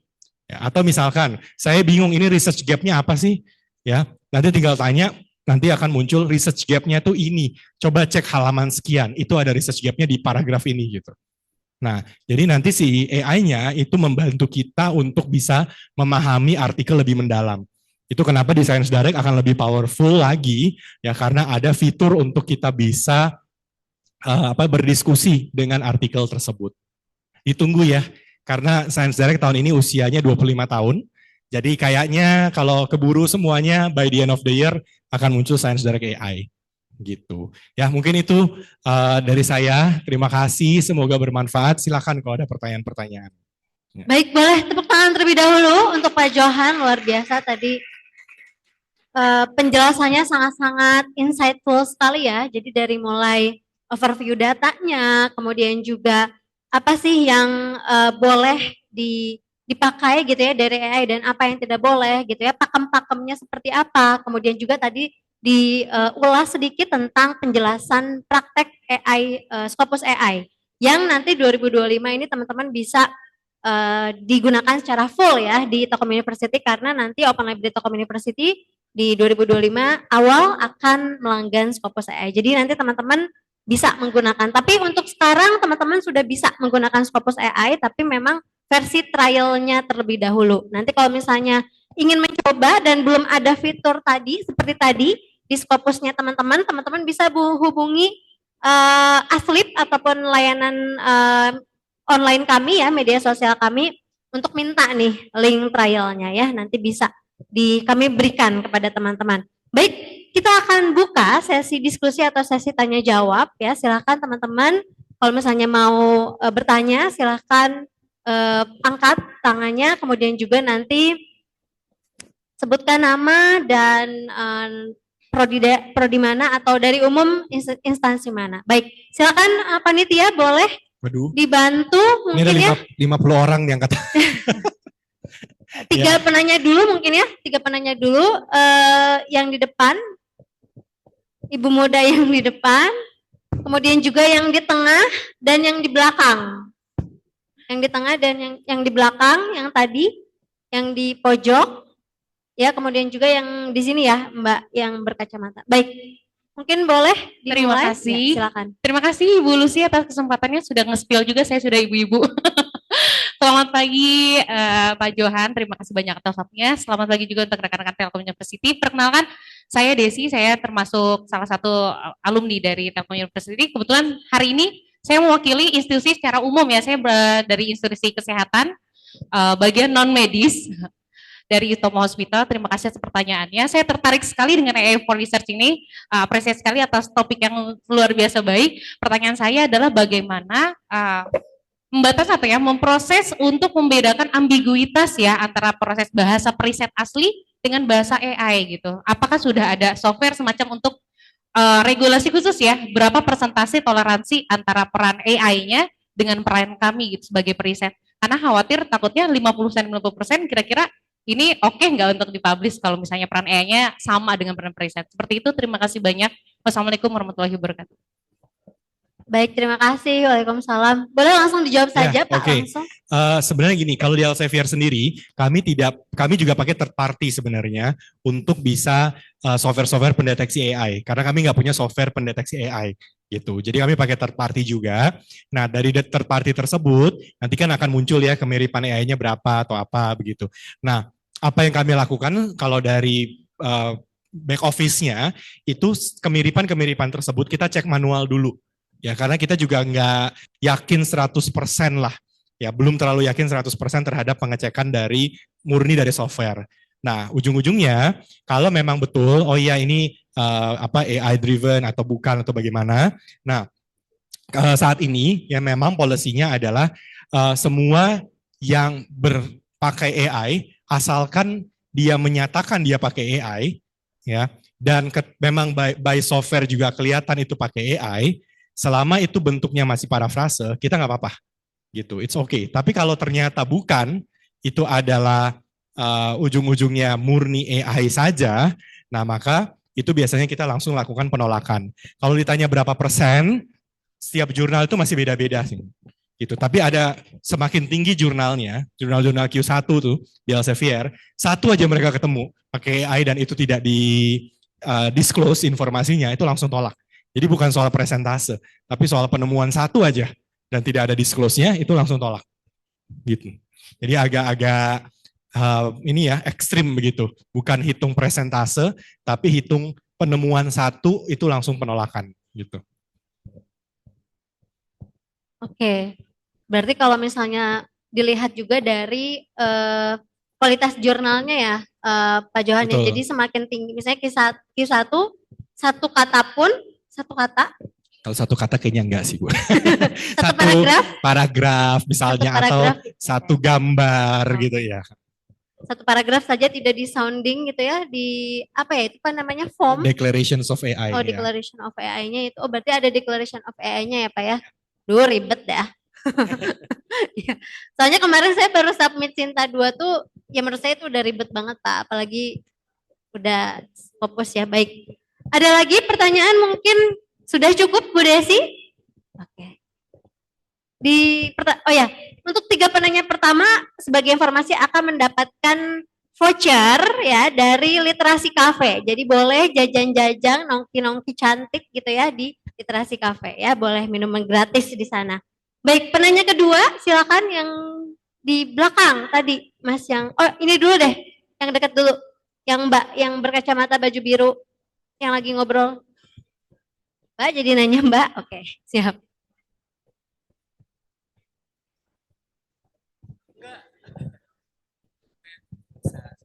Oke, terima kasih. Pak mau nanya, kan tadi katanya kalau tidak salah, kalau misalnya kita untuk mencari metodologi penelitian itu menggunakan bantuan AI, itu kan harus diungkapkan. Nah, cara diungkapkannya gimana gitu? Mungkin contoh kata-katanya. Lalu apakah kita menambahkannya di daftar pustaka apa gimana begitu tuh Pak? Kasih.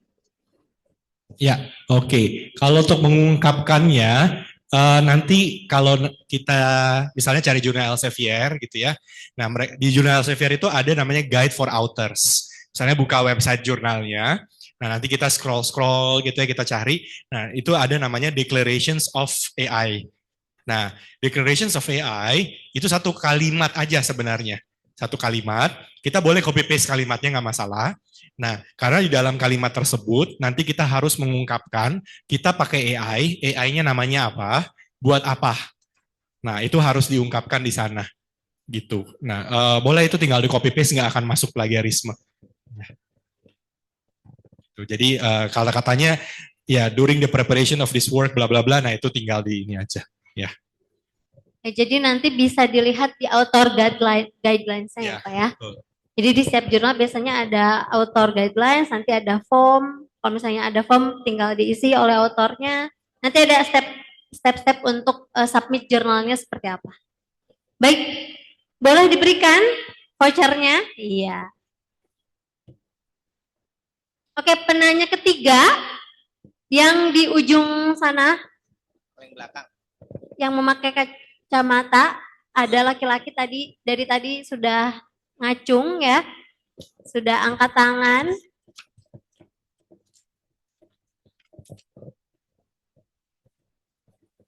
Ya, langsung sebutkan nama dan prodi ya Mas ya, silakan. Baik, selamat pagi. Nama saya Farid Alvin dari Informatika, jurusan Informatika. Saya ingin bertanya tentang governance of AI yang Bapak sudah sebutin sebelumnya. Jadi salah satu hambatan, jadi hambatan dalam governance of AI itu masih kesulitan ya. Padahal pada slide selanjutnya itu dijelaskan tentang ethics, terus juga ada data yang diambil mungkin tidak benar gitu.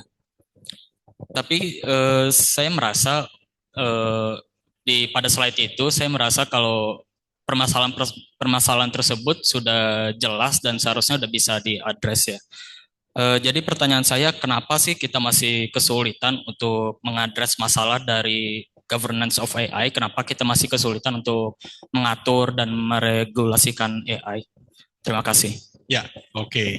Ini pertanyaannya regulasi begini ya. Karena gini, sebenarnya yang kita kesulitan itu bukan soal pakai AI-nya boleh atau enggak. Hampir semua kampus bilang boleh. Ya, dengan mengacu kepada aturan-aturan dari publisher, dari kampus gitu ya. Nah, Indonesia juga sudah punya regulasi AI-nya gitu. Nah, ke depannya pasti makin lama makin gampang lah untuk kita tahu apa yang harus dilakukan terhadap AI. Yang jadi masalah itu adalah hal-hal yang sifatnya lebih ke arah pertama, AI yang semakin berkembang. Jadi nanti kalau AI-nya makin lama makin unik, makin bagus begitu ya. Nah, itu akan menjadi governance issue berikutnya. Itu satu. Terus yang kedua adalah isu-isu soal retraction. Nah, apakah kalau ada paper yang tadi nih, kalau ada paper yang ketahuan pakai AI kemudian ditarik, terus apa yang terjadi dengan authornya? Nah, apa yang terjadi misalkan dengan gelar, dengan sidang, nah begitu-begituan tuh. Nah, itu juga jadi isu buat kampus-kampus ini. Karena kalau dulu mereka berurusan itu dengan jurnal-jurnal predator. Jadi misalkan kita publish di jurnal predator, kita belum sidang, jurnalnya discontinue, kita boleh sidang apa enggak. Nah, itu dulu pertanyaan besarnya. Sekarang pertanyaannya, kalau dia publish pakai AI, ketahuan dia belum sidang, terus apakah treatmentnya sama dengan jurnal predator atau tidak? Gitu. Nah, hal-hal yang begini yang memang akhirnya hal-hal di luar dari sekedar penulisan itu juga harus dipikirkan gitu. Ya, terus tiap bidang ilmu juga akan beda-beda nih. Ya, misalkan di sini mungkin nggak ada yang biomedical ya. Nah, tapi di biomedical science itu juga saya juga baru tahu gitu ya, karena saya bukan orang biomedis. Tapi di biomedical science itu ternyata ada gambar-gambar tertentu ya yang hanya bisa diproduksi oleh AI. Itu manusia nggak bisa, karena dia terlalu mikroskopik dan lain-lain lah. Nah, jadi pertanyaan orang-orang biomedikal adalah, dalam kasus saya, boleh nggak saya minta AI memproduksi gambar, mempertajam gambar, ya, atau sampai membuat gambar itu sebagai representatif dari sesuatu yang tidak bisa diciptakan oleh mata manusia. Nah, itu pertanyaan besar orang-orang biomedikal. Nah, itu governance yang akhirnya jadi pertanyaan. Karena muncul kan, oh iya, betul juga sih. Terus misalkan computer science, nah mungkin rekan-rekan di sini banyak computer science. Bagaimana kalau, ini pertanyaan besarnya gitu ya, teman-teman bikin programming apalah begitu ya, terus udah stuck nih di satu poin, terus kita pakai softwarenya ada AI, ya itu bisa menyelesaikan masalahnya, keluar jawabannya, selesai programnya. Nah, boleh nggak itu dijadikan sebagai hasil penelitian? Nah, itu juga jadi question mark juga. Jadi yang jadi masalah, begitu kita mulai masuk ke ranah setiap disiplin ilmu yang agak unik-unik, nah itu gimana governance-nya? Nah, itu yang jadi isu-isu besar ke depannya. Ya, semoga menjawab ya. Oh, ada mau menanggapi? Ya, silakan. Oh, mau menanggapi? Mau bertanya lagi? Tadi ngancung lagi? Oh, enggak, aman. Oh, udah, aman. Baik, mungkin ada sesi pertama sudah, kita akan buka lagi mungkin ya, dua penanya lagi. Baik, silakan mengacungkan tangan. Ya, ini yang di depan, kemudian juga Bapak dosen yang di baris ketiga. Boleh yang di depan terlebih dahulu.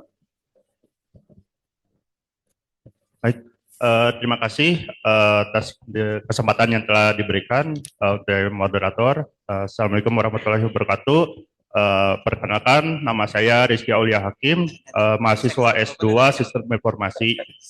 Izin bertanya Pak, untuk pemanfaatan AI itu kan udah luas ya, udah ibaratnya mulai dari penulisan judul sampai ke ya kesimpulan semuanya udah bisa menggunakan AI. Nah, yang jadi pertanyaan itu kadang-kadang kita punya topik penelitian, tapi kita susah untuk mentranslasikan ke dalam tulisan gitu. Contoh misal untuk judul sendiri gitu kan, kita bisa memanfaatkan ChatGPT untuk tolong carikan judul untuk topik A gitu. Nah itu untuk sesimpel itu, apakah kita harus lapor ke LCPD juga gitu dengan alasan ya kita menggunakan ChatGPT untuk mencari judul seperti itu. Terima kasih. Ya, oke. Secara prinsipnya sebenarnya gini, AI itu intinya tidak boleh membuat sesuatu yang tidak ada menjadi ada. Author itu tidak boleh meminta AI membuat sesuatu yang tidak ada menjadi ada. Nah, itu konsep yang akan langsung ditolak, mau itu gambar kah, apalah terserah gitu. Nah, AI itu bolehnya adalah kita mikir dulu, kita maunya apa, lalu kita buat dulu, lalu kita minta AI, bantu saya perbaiki bahasa, bantu saya perbaiki apanya gitu ya. Itu nggak apa-apa, karena idenya tuh tetap dari kita, guide-nya tetap dari kita gitu. Tapi kalau yang tadi ya, misalkan benar-benar murni dari AI, dari nggak ada jadi ada, itu udah pasti tidak boleh, gitu Pak. Terima kasih Pak. Baik, penanya terakhir, silakan Bapak. Assalamualaikum. Terima kasih Bu Lucy dan Pak Johan. Perkenalkan saya Kukuh dari Telyu Purwokerto. Gitu. Tadi saya mau nggak tanya, gara-gara Mbak depan tanya, saya jadi tanya. Pertanyaannya nyambung sebenarnya. Karena kita menggunakan AI gitu ya, kemudian ada disclosure di situ. Pertanyaannya, apakah kita 100% itu menggunakan AI? Kan di situ kan sekarang kalau saya mungkin ini baru-baru, kalau dulu nulis itu PR pertama itu tentang plagiatisme di jurnal-jurnal lain. Itu PR pertama. Sekarang zamannya AI nambah tuh. Jadi plagiatisme AI-nya, AI detected bahasanya. Gitu. Jadi mungkin sharing experience saja. Baru pertama kali saya buat paper ada AI-nya itu kan setiap software juga deteksi AI-nya berbeda gitu kan. Nah kemarin pengalaman yang baru saya lakukan, saya menggunakan yang deteksi AI itu yang minim, pakai Grammarly itu mungkin saya lebih minim, lebih pede gitu kan. Dan yang saya lakukan adalah ketika deteksi ada AI, saya mencoba untuk parafrase. Gimana caranya kalau nol gitu ya, itu susah gitu kan. Karena AI itu lebih canggih daripada manusia. Itu PR 2 tadi tuh, plagiatisme di internet untuk dari peneliti-peneliti yang lain dan plagiatisme dari AI itu sendiri. Itu pertanyaannya tadi sebenarnya itu berapa persennya? Apakah kasus kita plug gitu ya, kita dapat dari AI udah ada tulisan kita langsung aja gitu? Apa seperti itu di Elsevier gitu? Berapa persennya itu? Terima kasih Pak Johan dan Bu Lucy. Iya, oke. Kalau kami sih sebenarnya prinsipnya ini Pak, buat sendiri dulu sih, lebih tepatnya begitu ya untuk saat ini gitu. Artinya semuanya ketik-ketik sendiri, bahasanya ya agak-agak kacau juga nggak apa-apa gitu ya, buat dulu aja. Nah tugas saya itu cuma satu, membenarkan bahasa gitu. Nah itu yang akan membuat kita tuh aman ya, dalam arti bahwa si AI itu akan bekerja dengan hasil pemikiran kita sendiri kan Pak gitu. Tapi kalau misalkan balik lagi gitu ya, kita minta contoh ya, saya bikin bullet points ya, saya cuma bikin bullet points, saya minta AI tolong buatkan saya kalimat berapa paragraf pakai bullet pointsnya ini gitu. Nah itu sebenarnya kita tidak memperbolehkan di sana karena pertama itu akan terjadi AI detected gitu ya, dan memang secara etikanya itu tidak diperbolehkan karena balik lagi artinya si AI ini membuat sesuatu yang tidak ada menjadi ada gitu. Beda dengan kasus misalkan saya submit 5 paragraf ke AI-nya, terus habis itu saya minta coba tolong bantu paraphrasing, tapi kan 5 paragrafnya udah ada, itu dari saya gitu. Nah itu nggak masalah sebenarnya, itu juga akan aman-aman aja sih Pak dalam kasus seperti itu gitu. Ya, apakah sudah jelas Pak? Saya juga ingin make sure Pak, berarti kalau misalnya case-nya seperti itu berarti ada tools khusus ya Pak ya di Elsevier ataupun di Scopus sendiri untuk mendeteksi itu. Nah, tapi kita pakai third parties juga sih Bapak Ibu. Karena kan gimana kita tahu kalau itu tuh sebetulnya yang sudah ada yang kita parafrase dari misalnya dari 5 paragraf. Oh itu tuh belum ada, sebetulnya tuh 5 paragraf itu dari AI. Oh itu 5 paragrafnya dari penulis, itu gimana tahunya Pak? Pertama betul dari softwarenya dulu gitu. Jadi kita memang sangat tergantung sekarang sama software pendeteksi AI. Nah, kemudian ini sebenarnya ada diskusi-diskusi yang belum selesai nih Bapak Ibu ya, yaitu penelitian itu sebenarnya harus dipertanggungjawabkan oleh peneliti. Nah, sekarang yang jadi concern di ranah yang lebih luas adalah kalau misal aja ya, AI-nya udah makin canggih, software-nya nggak bisa detect. Gitu. Kalau software udah nggak bisa detect, udahlah. Gitu ya, kita udah benar-benar berada di dunia yang AI sekali gitu. Nah, tapi author kan tetap bertanggung jawab kan. Gitu. Kalau dia mau nipu atau dia mau memalsukan data atau apapun dia pakai AI, authornya tetap bertanggung jawab. Jadi yang lagi dipikirkan dalam ranah yang lebih luas adalah bagaimana caranya kita bisa meminta pertanggungjawaban dari author itu. Apakah harus ada form lain ya selain sekedar artikel penelitian yang harus disubmit oleh author bersamaan? Atau adakah cara lain kita bisa tahu apakah author ini betul-betul expert di bidang itu atau jangan-jangan dia hanya pakai AI saja. Nah, dan konsekuensinya apa? Salah satunya yang saat ini sudah dijalankan adalah di Scopus ada retracted papers. Itu sengaja kita taruh supaya memberikan efek jerah kepada author. Jadi kalau authornya ketahuan pakai AI, namanya muncul di sana gitu dan nama kampus juga muncul di sana. Nah, itu yang efek-efek jerah yang sekarang kita coba munculkan. Cuma nanti ke depannya tentu kita lagi mikir juga ya, diapain lagi nih supaya balik lagi kita boleh pakai AI tapi harus dengan etika yang jelas gitu. Baik-baik, jadi memang integritas akademik gitu perlu dijunjung tinggi ya teman-teman dan Bapak Ibu dosen. Oh ya, ini kami di Open Library itu punya good news untuk mahasiswa. Bad news untuk mahasiswa, tapi kayaknya good news nih untuk Bapak Ibu dosen. Jadi di tahun 2025, selain kami akan menambahkan fitur AI di Scopus, kami juga akan menambahkan fitur pendeteksi AI di Turnitin. Ya. Jadi mungkin Bapak Ibu dosen akan lebih memudahkan ya ketika nanti memeriksa tugas mahasiswa, kemudian juga nanti tugas akhir mahasiswa, nanti akan memudahkan Bapak Ibu dosen dalam mendeteksi. Tapi ya, bagi para mahasiswa nih, ya muka-muka yang mau skripsi atau tesis ya, hati-hati gitu ya, karena nanti akan dengan mudah dideteksi gitu ya, dengan beberapa menit saja akan terdeteksi bahwa tulisan itu menggunakan AI. Jadi ini mungkin bad news untuk mahasiswa, tapi good news untuk Bapak Ibu dosen. Baik, mungkin kami tutup saja sesi diskusi hari ini. Terima kasih banyak ya, Pak Johan atas penjelasannya yang sangat-sangat insightful. Terima kasih kepada Bapak Ibu dosen, kemudian juga mahasiswa yang sudah hadir di sini dan juga dari Purwokerto. Terima kasih banyak Pak sudah jauh-jauh datang kemari. Boleh tepuk tangan untuk saudara kita dari Purwokerto. Baik, saya akan kembalikan ke MC. Terima kasih. Wassalamualaikum warahmatullahi wabarakatuh. Boleh tepuk tangan sekali lagi. Tadi keren banget ya teman-teman, tadi udah dikasih tahu bagaimana sebenarnya penempatan artificial intelligence untuk kegiatan penelitian teman-teman. Dan terakhir mungkin Pak Johan, Ibu Lucy izin saya pantun lagi untuk closing ya, boleh teman-teman, cakepnya minta ya biar kita santai, sedikit saya udah mulai pada lapar belum makan siang ya, boleh ya. Berjalan pagi ke Open Library, matahari bersinar penuh semangat. Belajar riset makin menginspirasi. Dengan Bapak Johan Jang, riset makin kuat. Sekali lagi boleh tepuk tangan Bapak Johan. Oke, kita tutup sesi ini dengan foto bersama tentunya dibantu oleh Pak Gilang. Kita mungkin foto dari depan, Mbak Johan dan Ibu Lucy. Boleh mungkin di depan aja di bawah, izin. Nanti rekan-rekan mahasiswa atau peserta boleh ke tengah. Ya, sebelah sini. Boleh berdiri. Oke, silakan boleh berdiri.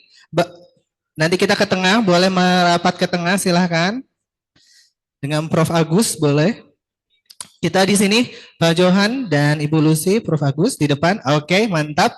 Rekan-rekan panitia boleh di depan untuk kita foto bersama. Oke, ya nanti kita ada video. Boleh berdiri yang di belakang ya. Aduh kalian, silahkan berdiri. Kita foto bareng dulu.